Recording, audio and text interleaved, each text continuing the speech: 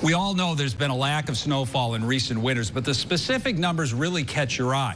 It's now been 5 straight winters in Syracuse with snowfall less than 90 inches. Before that, the longest stretch over the past 75 years since snow was first measured in Hancock Field was just 2 winters. Syracuse averages 127 inches a year. We've also had some very warm years since the turn of the century, but there seems to be something different about the last 5 years. When you look at the number of warmer than normal months versus colder months up to 2019, broken down into 5-year segments, things have generally balanced out between warm and cold months. However, over the last 5 years, the scales have shifted.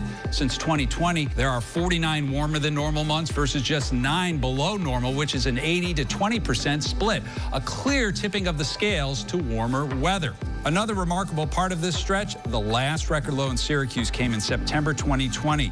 Since then, there have now been 35 record highs and no record lows. What's causing this? Well, the warmth over the last 12 months can be partly tied to a strong El Nino, the warmer than normal waters in the equatorial Pacific Ocean. You could also make the case that climate change is at work, but before we jump to the conclusion that this is a new norm, keep this example of yearly rainfall in mind.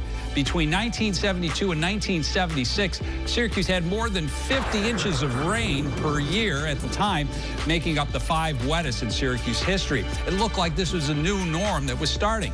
Now, almost 50 years later, all of those years are still the wettest on record, and we haven't had a year with 50 inches of rain since 1976.